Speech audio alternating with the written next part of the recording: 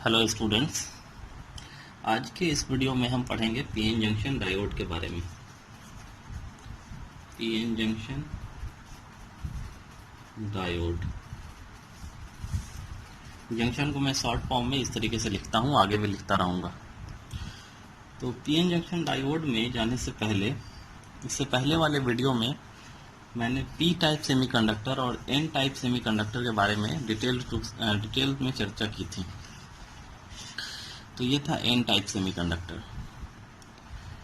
तो N type semiconductor में हमने एन टाइप सेमीकंडक्टर का कैसे हम बनाते हैं, डोपिंग कैसे करते हैं, रिप्रेजेंटेशन, मेजॉरिटी का charge carriers, minority charge carriers पढ़ा था। सिमिलरली पी टाइप सेमीकंडक्टर के लिए भी हमने ये सारी चीज़ें देखी थी।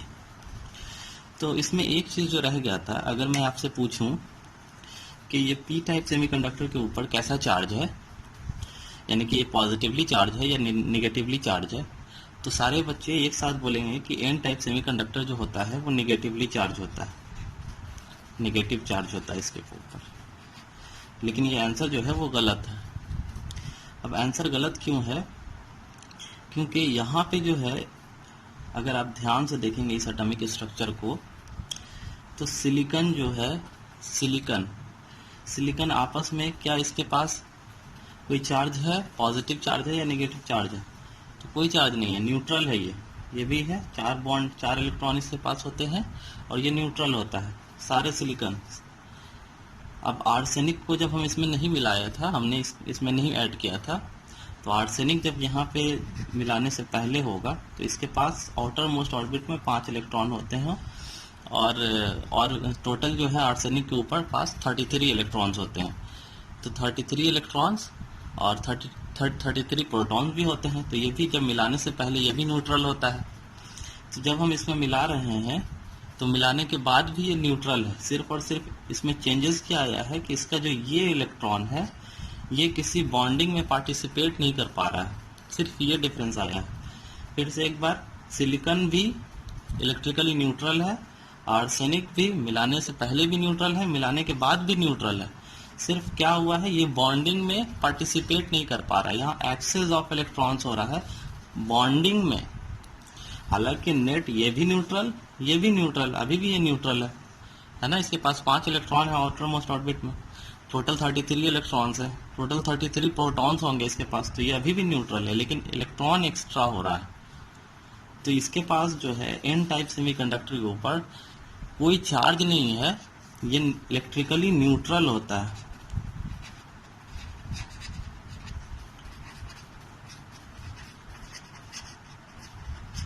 न्यूट्रल होता है। आई होप समझे होंगे आप। अब उसी तरीके से हम प्रोटॉन की बात, पी टाइप सेमीकंडक्टर की बात अगर करें, तो पी टाइप सेमीकंडक्टर के ऊपर भी कोई चार्ज नहीं होता है, ये भी इलेक्ट्रिकली न्यूट्रल होता है।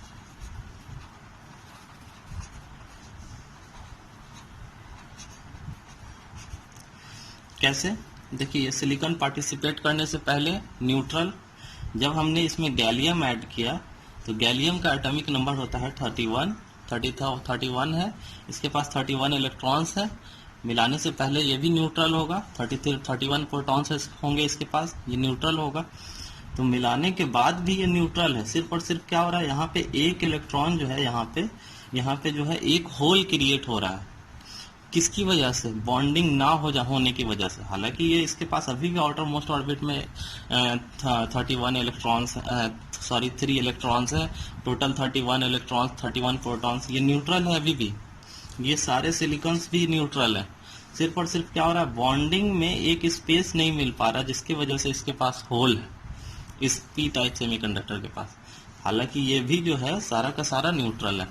तो आई होप आप समझ पाए होंगे कि पी टाइप सेमीकंडक्टर हो या एन टाइप सेमीकंडक्टर हो, दोनों का दोनों इलेक्ट्रिकली न्यूट्रल होता है। अब हम चलेंगे अपने पीएन जंक्शन डायोड वाले टॉपिक पे, जो हमारा आज का टॉपिक है पीएन जंक्शन डायोड। अब पीएन जंक्शन डायोड है क्या और हम इसे बनाते कैसे हैं? तो बनाने के लिए पी टाइप सेमीकंडक्टर आप लेंगे और एक एन टाइप सेमीकंडक्टर ले लेंगे।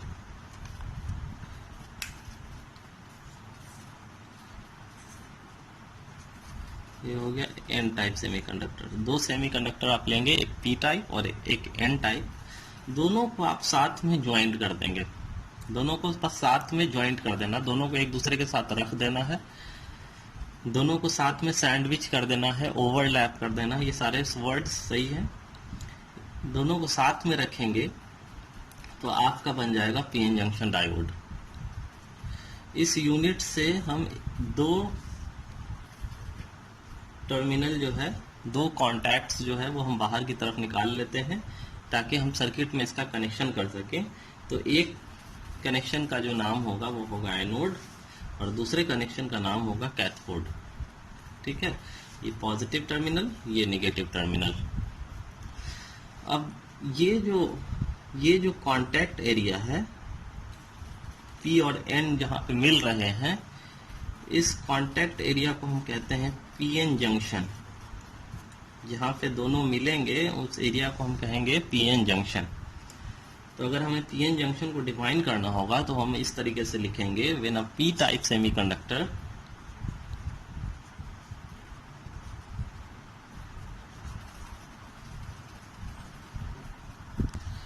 तो यहाँ पे हमने इसे डिफाइन कर लिया।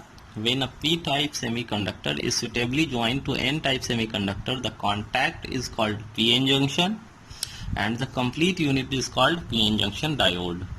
तो ये एक बेसिक डेफिनेशन हो गया डायोड का। अब इसी स्ट्रक्चर को हम इस एटॉमिक लेवल पे समझें तो हमें और भी बहुत कुछ जानने को मिलेगा, और भी बहुत सारे डेफिनेशंस निकल के आएंगे। तो हम इस डायोड को एटॉमिक लेवल पे समझने की कोशिश करते हैं। तो पी टाइप सेमीकंडक्टर का रिप्रेजेंटेशन हमने पढ़ा था कि पी टाइप सेमीकंडक्टर में ये होल्स होते हैं मेजॉरिटी चार्ज कैरियर्स के तौर पे। हर होल्स के साथ एक नेगेटिव आयन एसोसिएटेड होता है। ये हम कैसे करते हैं ये हमने पिछले वीडियो में देखा है। अगर आपने नहीं देखा है तो पिछले वीडियो के लास्ट के 10 मिनट में मैंने इसी चीज़ के बारे में डिस्कस किया है, आप देख सकते हैं और वीडियो का लिंक आपको डिस्क्रिप्शन में भी मिल जाएगा। ये पी टाइप सेमीकंडक्टर का रिप्रेजेंटेशन हो गया। एन टाइप सेमीकंडक्टर में इलेक्ट्रॉन्स जो होते हैं वो मेजॉरिटी चार्ज कैरियर्स होते हैं।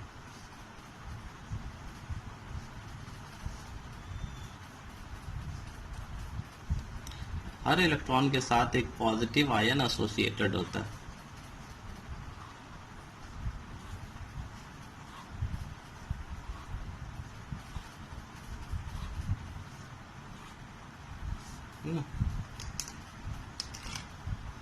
इलेक्ट्रॉन्स के साथ साथ कुछ होल्स जो होते हैं वो माइनॉरिटी चार्ज कैरियर होते हैं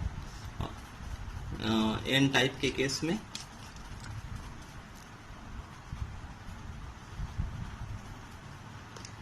और पी टाइप के केस में कुछ इलेक्ट्रॉन्स जो हैं वो माइनॉरिटी चार्ज कैरियर्स होते हैं। ये हमने पहले वाले वीडियो में देखा है। इससे दो टर्मिनल बाहर निकाल लेते हैं, एक एनोड और एक है आपका कैथोड। अब देखिए क्या होता है इसमें। जैसे ही हम इन दोनों को ज्वाइन करते हैं तो ज्वाइन करते ही हम जानते हैं कि होल्स जो होता है वो पॉजिटिव होता है और इलेक्ट्रॉन्स जो होते हैं वो नेगेटिव होते हैं। ठीक है, तो पॉजिटिव और नेगेटिव में हम जानते हैं कि फोर्स ऑफ अट्रैक्शन काम करता है। तो यहाँ से इलेक्ट्रॉन्स जैसे ही हम ज्वाइन करेंगे वैसे ही यहाँ से इलेक्ट्रॉन्स जंप करके इस होल्स में चले आएंगे। यहाँ से ये इलेक्ट्रॉन्स जंप करके इस होल में चले आएंगे, इलेक्ट्रॉन्स होल में चले आएंगे। याद ये रखना है कि इलेक्ट्रॉन्स मूव करेंगे, होल कभी भी पॉजिटिव निगेटिव की तरफ मूव नहीं करेगा। क्यों? क्योंकि होल से ज़्यादा मोबाइल यानी हल्का चलता फिरता कौन होता है? इलेक्ट्रॉन। इलेक्ट्रॉन ज़्यादा हल्का होता है इसलिए ये अट्रैक्ट होता है, इलेक्ट्रॉन हमेशा अट्रैक्ट होता है। तो जैसे ही यहाँ से इलेक्ट्रॉन जो है इस तरफ जंप कर जाएगा तो यहाँ से इस रीजन से इलेक्ट्रॉन निकल चुका है तो कैसा चार्ज आ जाएगा इस पे? Positive charge. इस एरिया में पॉजिटिव चार्ज आ जाएगा क्योंकि इलेक्ट्रॉन निकल चुका है। और यहाँ इस एरिया में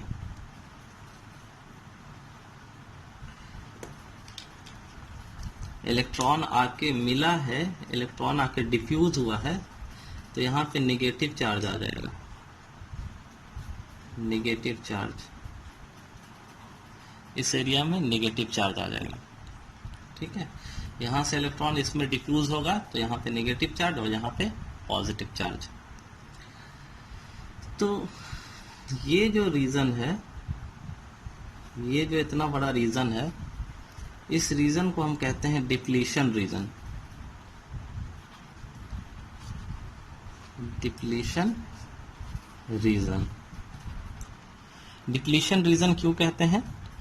क्योंकि ये जो एरिया है, इस एरिया में अब कोई चार्ज नहीं बचा। डिप्लीशन का मतलब होता है एम्प्टी, है ना, खाली। तो यहाँ पे कोई चार्ज नहीं बचा, यहाँ से जो इलेक्ट्रॉन थे वो यहाँ आकर के जंप कर चुके हैं, तो डिफ्यूज हो चुके हैं। तो ये वाला चला आया इसमें, ये चला आया इसमें, ये चला आया, तो डिप्लीशन हो गया, खाली हो गया। अब इस एरिया में, इस रीजन में कोई भी चार्ज आपका नहीं है, इसलिए इसको कहेंगे हम डिप्लीशन रीजन। अच्छा, दूसरी बात कि यहाँ पे आपको एक टर्म मिलेगा जंक्शन कैपेसिटेंस। जंक्शन कैपेसिटेंस आप देखेंगे इस तरफ क्या है, होल्स, सॉरी इलेक्ट्रॉन्स है ना। एन टाइप में कौन होता है, इलेक्ट्रॉन्स। पी टाइप में कौन होता है, होल्स। और बीच में क्या है, बीच में खाली है, कोई चार्ज कैरियर नहीं है, कोई मीडियम नहीं है कैरी करने के लिए करंट को, तो ये खाली रीजन है।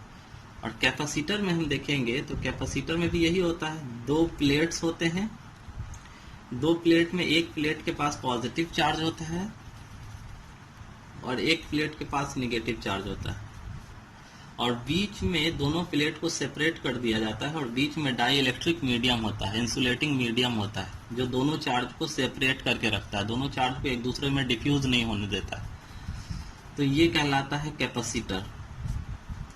तो सिमिलर फेनोमेना आपको यहाँ पे भी देखने को मिल रहा है, इस तरफ नेगेटिव चार्ज है, इस तरफ पॉजिटिव चार्ज है, तो यहाँ पे एक कैपेसिटेंस क्रिएट हो रहा है। ये पॉजिटिव प्लेट की तरह काम करेगा, ये नेगेटिव प्लेट की तरह काम करेगा, और बीच में जो ये है डिप्लीशन रीजन, ये डाइलेक्ट्रिक मीडियम की तरह काम करेगा, यानी बीच में जो इंसुलेट कर रहा है इन दोनों को। तो इस यहाँ पे ये जो है यहाँ पे जंक्शन कैपेसिटेंस क्रिएट हो गया, इसे बोलेंगे जंक्शन कैपेसिटेंस। ठीक है, अच्छा, जंक्शन कैपेसिटेंस आप समझ गए, डिप्लीशन रीजन समझ गए। अब देखिए, एक यहाँ पे क्रिएट होगा इलेक्ट्रिक फील्ड। इलेक्ट्रिक फील्ड कैसे क्रिएट हो रहा है, तो यहाँ पे हम देख रहे हैं ये पॉजिटिव है और यहाँ पे हम देख रहे हैं ये नेगेटिव है।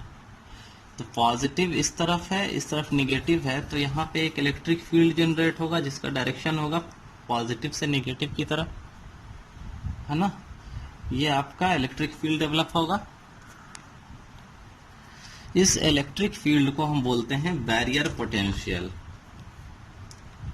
इसको हम बोलते हैं बैरियर पोटेंशियल।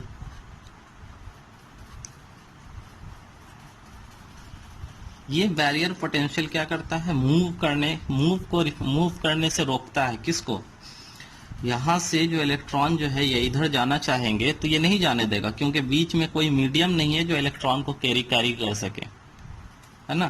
तो ये बैरियर है, रुकावट है, और इसके पास वोल्टेज है ना।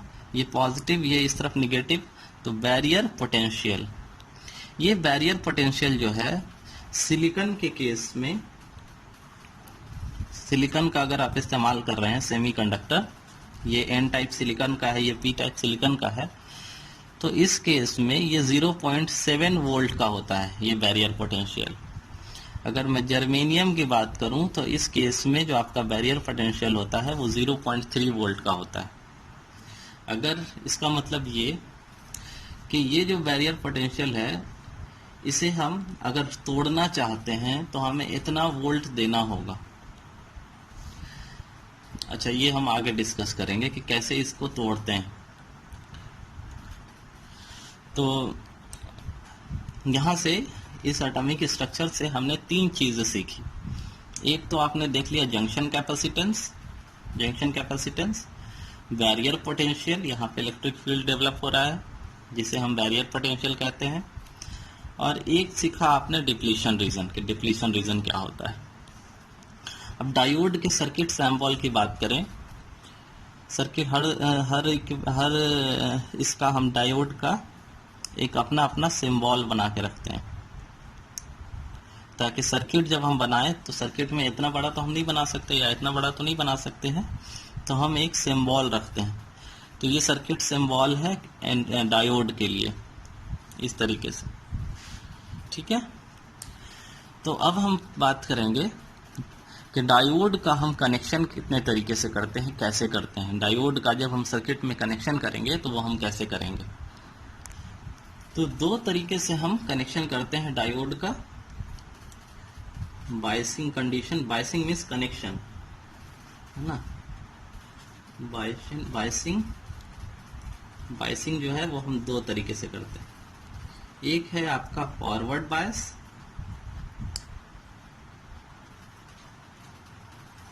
फॉरवर्ड बायस को शॉर्ट फॉर्म में मैं आगे से एक डॉट बी लिखूंगा, फॉरवर्ड बायस। दूसरा है रिवर्स बायस,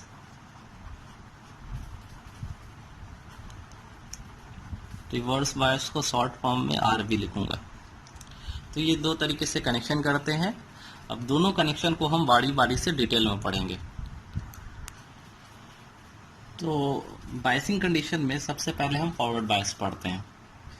तो फॉरवर्ड बायस मैंने हेडिंग बना लिया है, और फॉरवर्ड बायस में जो हम कनेक्शन करेंगे उसका हम वो बना लेते हैं डायग्राम।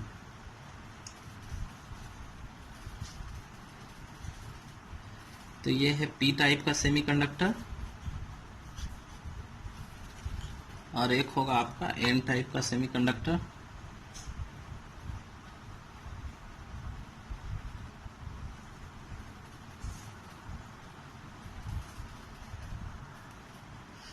ये है आपका डायोड। अब इस डायोड का आपको करना है फॉरवर्ड बायस। तो फॉरवर्ड बायस का मतलब ये होता है कि डायोड का जो पी टाइप साइड है उसे आप बैटरी के पॉजिटिव टर्मिनल से कनेक्ट कर दोगे, और डायोड का जो एन टाइप है उसे आप बैटरी के निगेटिव टर्मिनल से कनेक्ट कर दोगे। तो इसे हम कहेंगे फॉरवर्ड बायसिंग। पी टाइप को पॉजिटिव टर्मिनल से, एन टाइप को नेगेटिव टर्मिनल से आप कनेक्ट कर दो, बन जाएगा फॉरवर्ड बायस। यहाँ पे बैटरी का कुछ ना कुछ अपना वोल्टेज होगा, ठीक है। अच्छा, हम जब इनको कनेक्ट कर रहे हैं पी टाइप और एन टाइप सेमीकंडक्टर को, ये आपका बेसिक एटॉमिक स्ट्रक्चर है पी टाइप सेमीकंडक्टर का। एन टाइप सेमीकंडक्टर का ये बैरियर पोटेंशियल है, अभी अभी हमने देखा। ये आपका डिप्लीशन रीजन है, यहाँ पे जंक्शन कैपेसिटेंस है ना, ये अभी अभी हमने देखा है। अच्छा, जब हम वोल्टेज यहाँ से अप्लाई करते हैं तो वोल्टेज अप्लाई करने से होता क्या है, यहाँ से हम वोल्टेज अप्लाई कर रहे हैं, ये जो पॉजिटिव टर्मिनल है बैटरी का, ये इन होल्स को कहता क्या है कि आप इस तरफ जाओ, है ना। पॉजिटिव टर्मिनल है तो पॉजिटिव को रिपेल करता है, वो उसको बोलता है इस तरफ जाने के लिए। ये बैटरी का नेगेटिव टर्मिनल है, ये इलेक्ट्रॉन्स को बोलता है इस तरफ जाने के लिए, है ना। होल्स बैटरी के इन्फ्लुएंस में इधर जाएंगे, इलेक्ट्रॉन्स बैटरी के इन्फ्लुएंस में इस तरफ जाएंगे, है ना। इसको धक्का दिया जा रहा है दोनों को इस तरफ से ऐसे जाने के लिए। तो होता क्या है, ये जो बैरियर पोटेंशियल है इसका साइज जो है ये धीरे धीरे कम होता चला जाता है, ये धीरे धीरे सिकुड़ता चला जाता है बैरियर पोटेंशियल, है ना, कम होता चला जाता है। और जब ये वोल्टेज, जैसे जैसे हम इस वोल्टेज को बढ़ाते जाते हैं, जब ये वोल्टेज इस वोल्टेज से यानी बैरियर पोटेंशियल से, जो कि हम जानते हैं सिलिकॉन के केस में 0.7 वोल्ट एंड जर्मेनियम के केस में 0.3 वोल्ट, इनसे ज्यादा हो जाता है, तब ये बैरियर पोटेंशियल खत्म हो जाता है। जब हम यहाँ से वोल्टेज बढ़ाते बढ़ाते ज्यादा कर देते हैं तो देखो इस वोल्टेज का डायरेक्शन कैसा है, इस डायरेक्शन में, पॉजिटिव इधर है नेगेटिव इधर है, तो इसका डायरेक्शन इस तरफ और इस बैरियर पोटेंशियल का डायरेक्शन इस तरफ।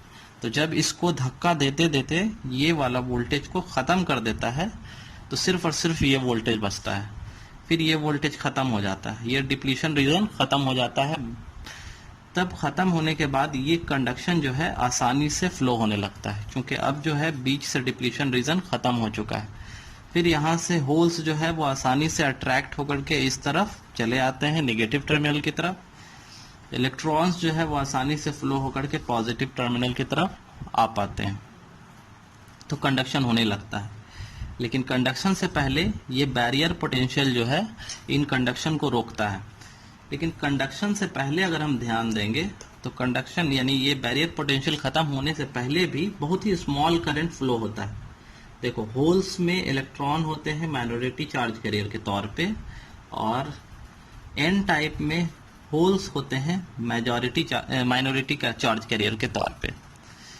तो जब ये बैरियर पोटेंशियल ब्रेक नहीं किया होता है तब भी यहाँ से कंडक्शन होता है बहुत ही स्मॉल करंट का। वो किसकी वजह से? तो इन माइनॉरिटी चार्ज कैरियर की वजह से। ये देखिए, ये नेगेटिव टर्मिनल है और ये होल्स है, तो ये आसानी से इसको अट्रैक्ट कर पाता है अपनी तरफ, माइनॉरिटी चार्ज कैरियर्स को। इस तरफ के माइनॉरिटी चार्ज कैरियर को अगर हम देखेंगे तो ये इलेक्ट्रॉन नेगेटिव चार्ज कैरियर है और ये पॉजिटिव टर्मिनल है, तो इसको अपनी तरफ आसानी से अट्रैक्ट कर पाता है। तो बैरियर पोटेंशियल ब्रेक करने से पहले भी आपका स्मॉल अमाउंट में करंट फ्लो करता है, वो माइनॉरिटी चार्ज कैरियर की वजह से होता है। जैसे ही हम वोल्टेज को बढ़ाते जाते हैं और ये जो बैरियर पोटेंशियल है जब ब्रेक कर जाता है तब आसानी से करंट का कंडक्शन हो पाता है, करंट शार्पली इंक्रीज कर जाता है। तो ये है फॉरवर्ड बायसिंग का कंडीशन। अब अगर हम निगेटिव रिवर्स बायस की बात अगर हम करेंगे, रिवर्स बायस में अगर हम समझना चाहें तो देखो, रिवर्स बायस किसे कहेंगे? जब एन टाइप को हम बैटरी के पॉजिटिव टर्मिनल से जोड़ दें और पी टाइप को हम बैटरी के निगेटिव टर्मिनल से जोड़ दें। इसे मैं डार्क स्केच से बनाता हूं।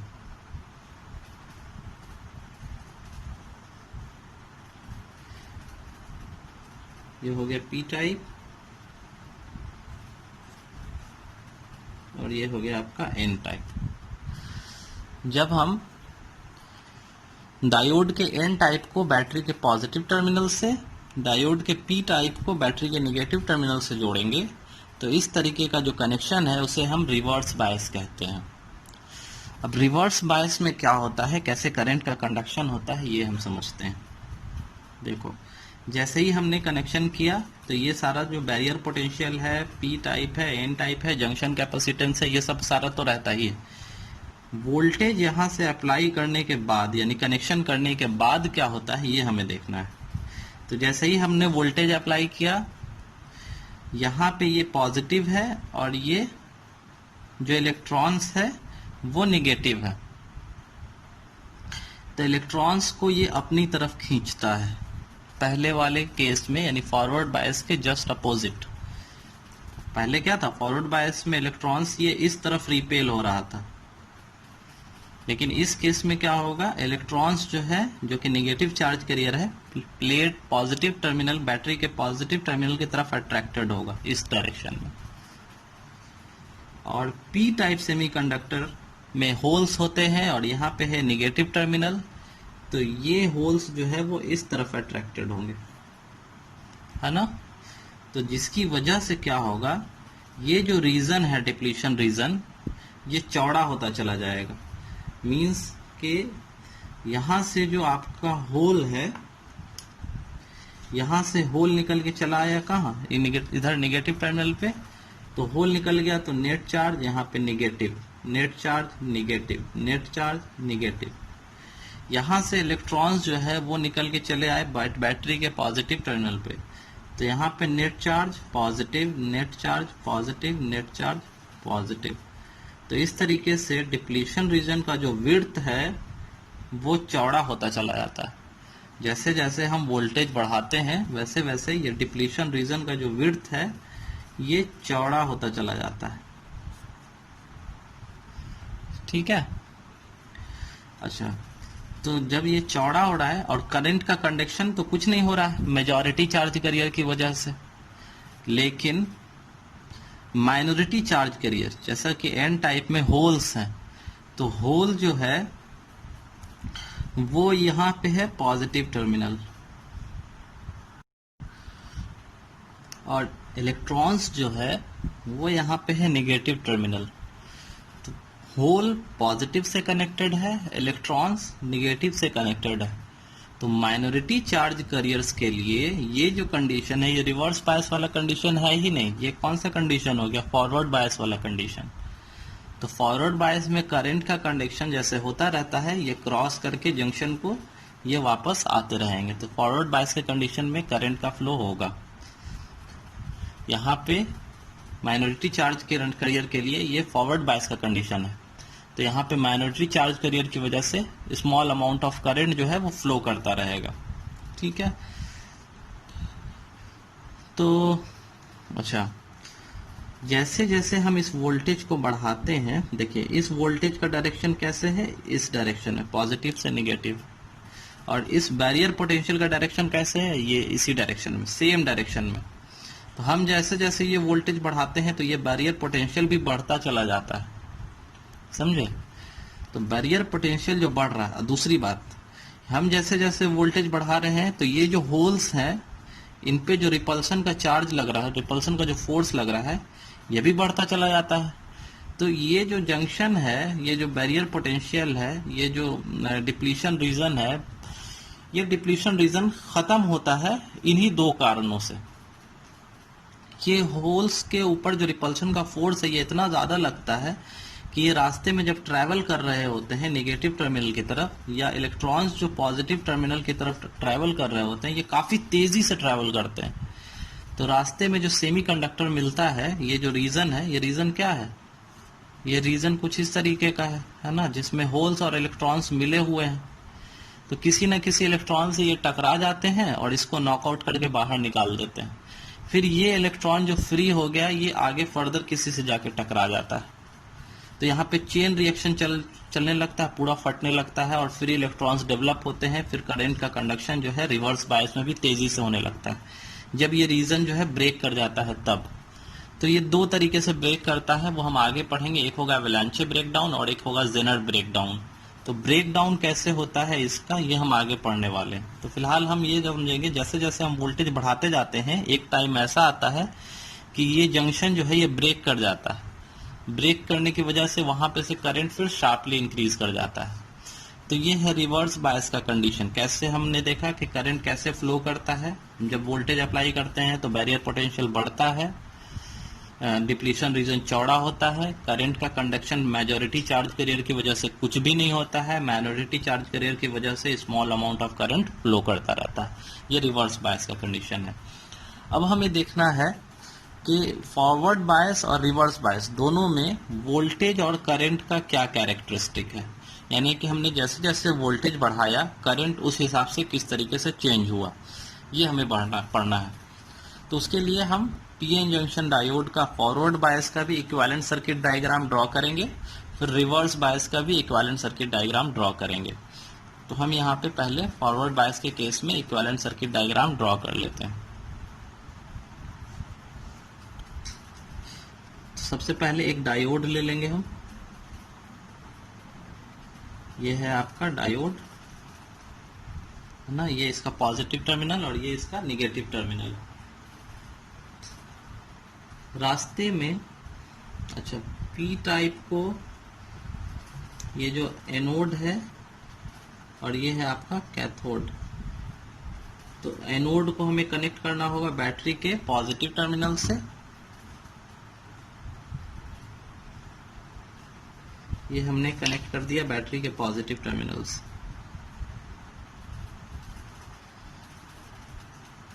यहाँ पे जो मैंने खाली जगह छोड़ा है इसमें मुझे रेजिस्टेंस लगाना है। ये रेजिस्टेंस इसलिए ताकि ये करंट को कंट्रोल कर सके, ये वेरिएबल रेजिस्टेंस है। यहाँ पे मैंने खाली जगह इसलिए छोड़ा है क्योंकि यहाँ पे मुझे अमीटर लगाना है। अमीटर इसलिए ताकि मैं करंट को मेजर कर सकूं, क्योंकि हमें वोल्टेज और करंट का ही रिलेशन निकालना है। तो करंट के लिए अमीटर लगा दिया मैंने, और इस डायोड के पैरेलल में मुझे एक वोल्ट मीटर लगाना होगा। तो यहाँ पे मैं एक वोल्ट मीटर लगा देता हूँ, ये वोल्ट मीटर, ठीक है। ये आपका बन गया सर्किट डायग्राम फॉरवर्ड बायस के लिए। एनोड को पॉजिटिव से कनेक्ट कर दिया है, कैथोड को नेगेटिव से कनेक्ट कर दिया है, करंट को मेजर करने के लिए एक अमीटर लगाया है, वोल्टेज को मेजर करने के लिए इस डायोड के अक्रॉस कितना वोल्टेज है उसके लिए एक वोल्ट मीटर लगाया है, और ये करंट को यानी डायोड को डैमेज होने से बचाने के लिए एक वेरिएबल रेजिस्टेंस लगाया है कि अगर इन केस एक्स्ट्रा करंट आए तो ये डैमेज ना हो, ठीक है। तो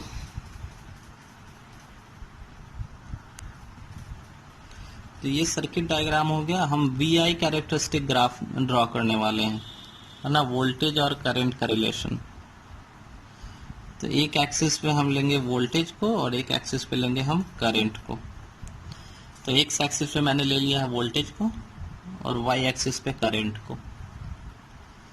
अब हम फॉरवर्ड वाला केस याद कीजिए यहाँ पे कि फॉरवर्ड में जब स्टार्टिंग में फॉरवर्ड के केस में क्या हो रहा था, स्मॉल अमाउंट ऑफ करंट जो है वो फ्लो कर रहा था,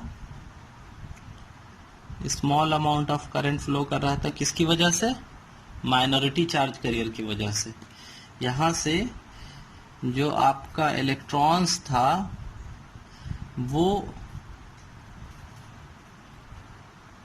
अच्छा, फॉरवर्ड बायस के केस में, यानी यहाँ पे फॉरवर्ड बायस के केस में यहाँ पे होगा नेगेटिव, यहाँ पे होगा पॉजिटिव बैटरी के टर्मिनल का। तो माइनॉरिटी चार्ज कैरियर की वजह से, यानी कि इस केस में जो होल्स हैं उनकी वजह से small amount of current flow करता है। इस केस में जो आपका इलेक्ट्रॉन्स है उसकी वजह से small amount of current flow करता है फॉरवर्ड बायस के केस में। तो फॉरवर्ड बायस के केस में ये small amount of current flow कर रहा है माइनॉरिटी चार्ज कैरियर की वजह से।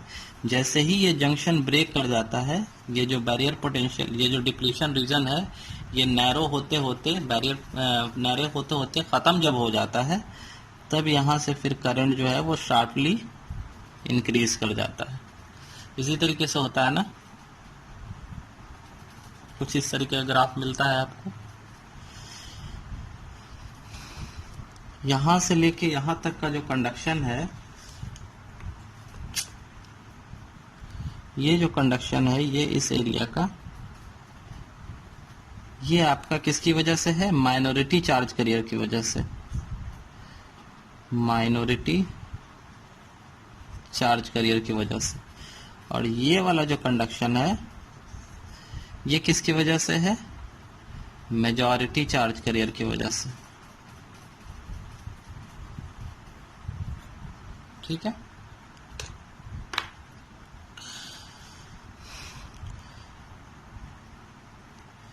ये जो करंट फ्लो कर रहा है फॉरवर्ड बायस के केस में, इसे हम कहते हैं फॉरवर्ड करंट।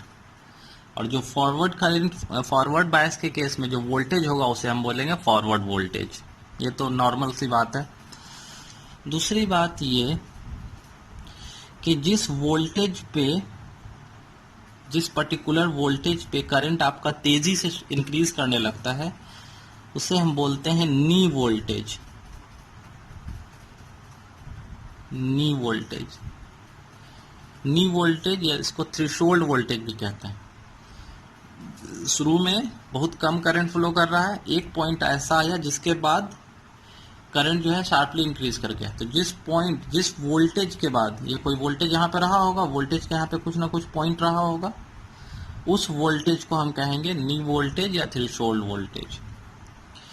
दूसरी बात ये याद रखना है आपको कि फॉरवर्ड बायस के केस में जो डायोड होगा आपका वो क्लोज स्विच की तरह काम करता है, क्लोज्ड स्विच।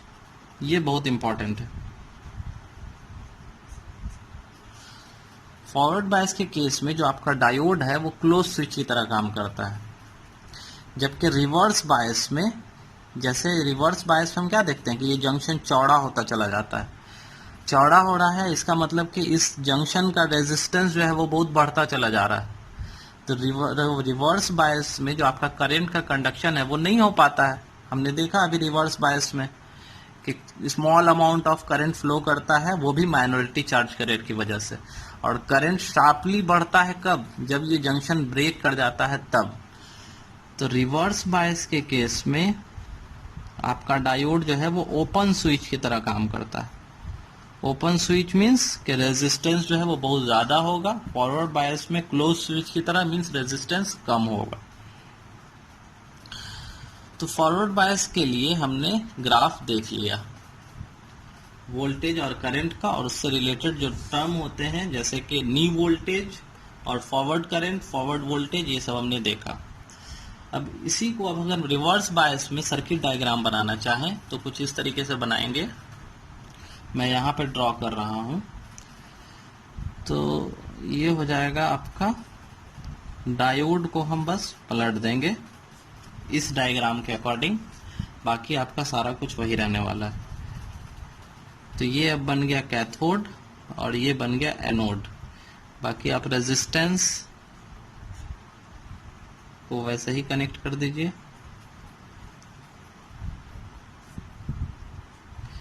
ये हो गया आमीटर। ये आमीटर जो है यहाँ पे मिली आमीटर लगाया हुआ है, क्योंकि करंट जो है वो अच्छा खासा फ्लो करता है स्टार्टिंग में भी।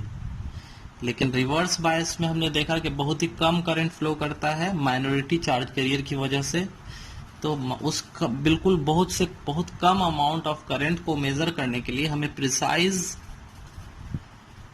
आमीटर लगाना होगा, तो इस जो कि कम से कम करंट को भी मेजर कर सके, तो हम माइक्रो आमीटर लगाते हैं।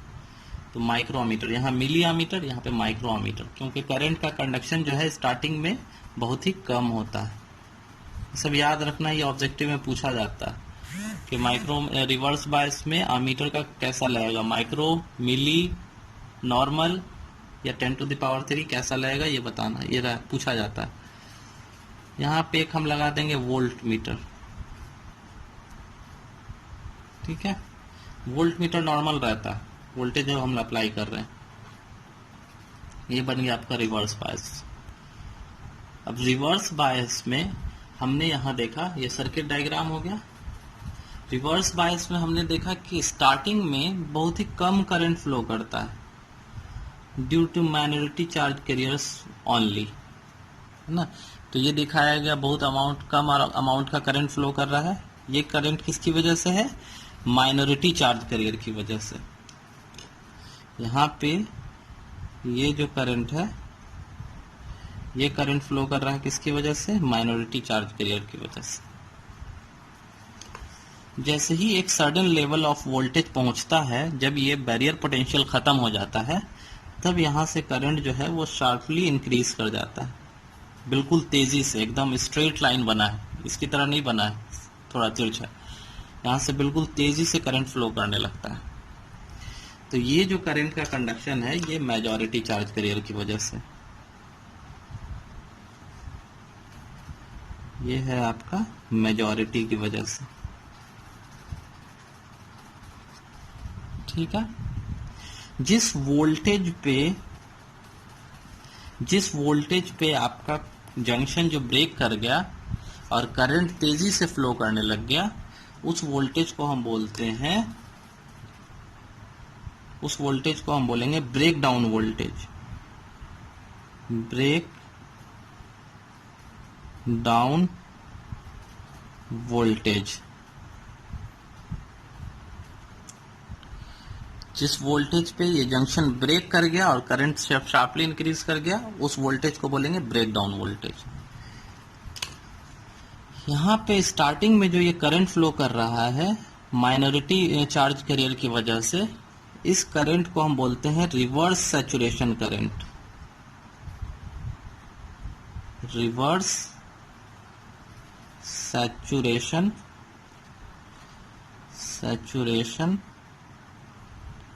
करंट।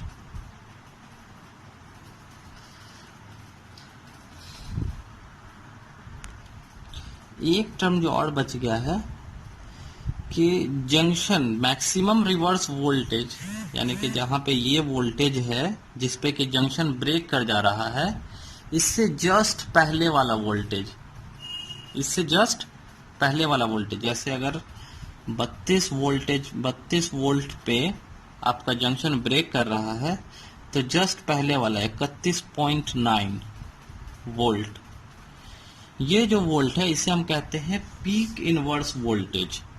क्या बोलेंगे? Peak inverse voltage, peak inverse voltage. Short form में इसे लिखते हैं PIV।